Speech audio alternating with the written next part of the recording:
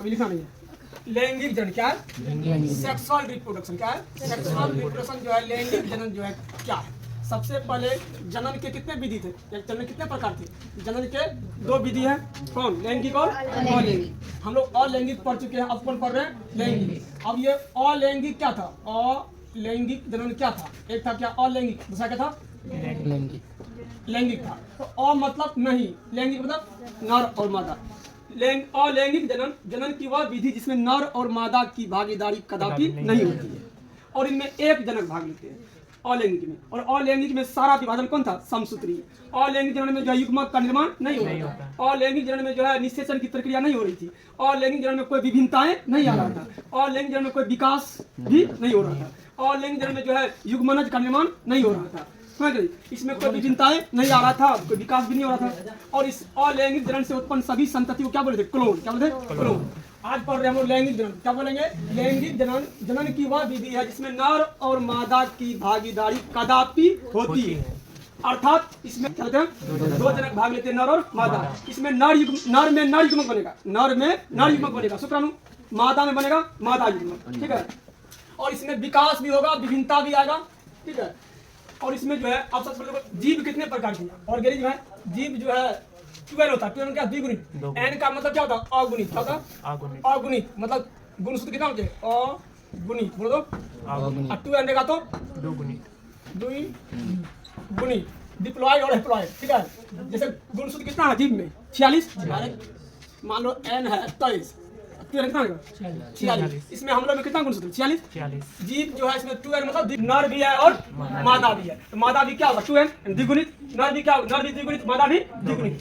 अब नर से जो नर युग्मक बनेगा, मादा से क्या बनेगा? मादा युग्मक। ये नर युग्मक कहाँ बनेगा? अगर मानव की बात किया जाए तो नर में जो है नर युग्मक बने कहाँ पे? टेस्टिस में, वृषण में। और मादा में जो मादा युग्मक बने कहाँ बनेगा? अंडाशय में। यहाँ एक प्रक्रिया होगा अर्धसूत्री विभाजन। क्या होगा? मेन है अर्धसूत्री विभाजन होगा। विभाजन। ठीक है। यानी कि नर से जो नर युग्मक बनेगा क्या होगा? अर्धसूत्री विभाजन। मादा से जो मादा युग्मक बनेगा क्या बनेगा? यानी युग्मक का निर्माण होगा क्या? विभाजन। कोई मान आधा में अर्ध मतलब आधा, सूत्री मतलब गुणसूत्र, आधा गुणसूत्र होगा। अगर यहाँ पे 2n है, 46 है, यहाँ कितना होगा? n आधा हो गया ना? 2n कितना हो गया? n।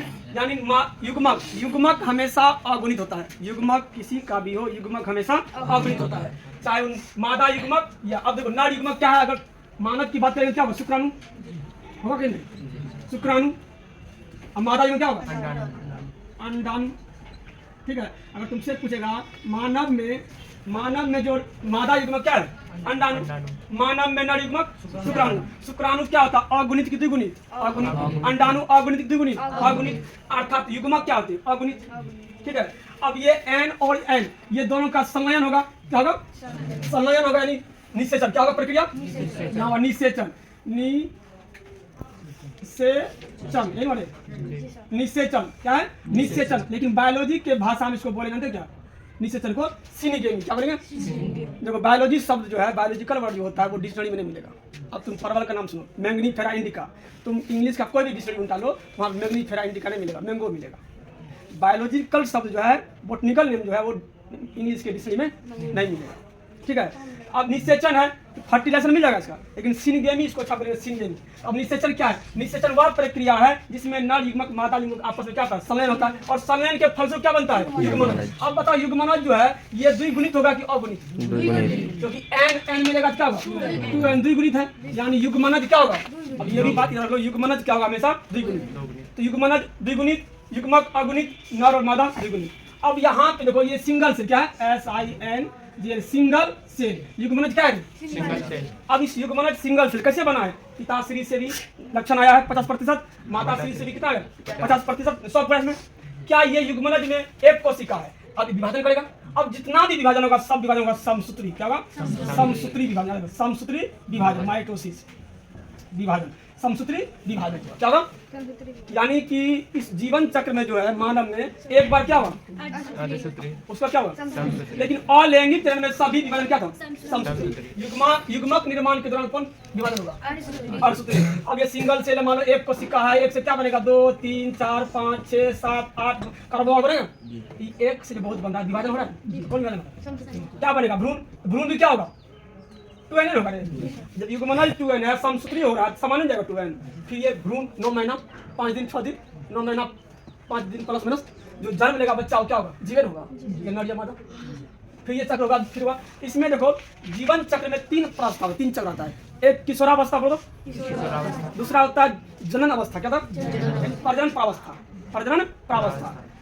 तीसरा आता है जीर्णावस्था, क्या था? जीर्ण मतलब बुढ़ापा। किशोरावस्था, यौवन अवस्था और बुढ़ापा अवस्था। बायोलॉजी कैसे क्या बोलेंगे? किशोरावस्था, प्रजनन अवस्था और जीर्णा अवस्था। हम तीनों अवस्था हम देखेंगे जंतु में भी और पौधा। ये जो है भ्रूण क्या है? भ्रूण द्विगुणित है कि एक गुणित? द्विगुणित है। अब विभाजन हुआ यहाँ युग्मनज। युग्मनज में क्षमता होता है संपूर्ण मानव बनाने का, सिंगल से। अब हाथ का एक सेल को निकाल के कल्चर मीडियम रख देंगे, क्योंकि तुम हाथ का सेल संपूर्ण शरीर बनाएगा? नहीं बनाएगा। कान किडनी का एक कोशिका देंगे तो किडनी का कोशिका हम किडनी ही बनाएंगे, आंख का कोशिका आंखें बनाएगा। लेकिन युग्मनज आज हमारे तुम्हारे शरीर में बहुत सारा सेल, हम सेल से कोशिका से ही बने हुए। हम लोग का विनिर्माण एक सिंगल सेल से। सिंगल सेल नाम क्या है? यही काम करो पोटेंसी प्लांट में। प्लांट में जो है जीवित पादप कोशिका था, उसमें अद्भुत क्षमता था। किसके समान? युग्मनज के समान, एक संपूर्ण पादप बनाने का। ठीक है, उसको बोलते टोटी पोटेंसी। क्या बोलेंगे? पादप में जो क्षमता होता है नया पौधा बनाने का, उसको बोलते टोटी पोटेंसी। क्या होता है? टोटी पोटेंसी। यहाँ तो युग्मनज है, युग्मनज से फिर बनेगा। ये चक्र चलते रहता है। मान लो जीव है, जीव से युग्मक बनने तक में, यहाँ तक इस किशोरावस्था। जब वो जनन अवस्था में आएगा, प्रजनन में क्या बनेगा? युग्मक बनेगा, युवा प्रजनन अवस्था। अब क्या बनेगा? फिर निषेचन होगा। इस मेन को निषेचन के बोलो, निषेचन पूर्व घटना बोलो, निषेचन पश्च घटना। 3 घटना होता है लैंगिक जन्म में। 3 घटना होता है लैंगिक जन्म में। पहला बोलना निषेचन के पहले घटना, देखो।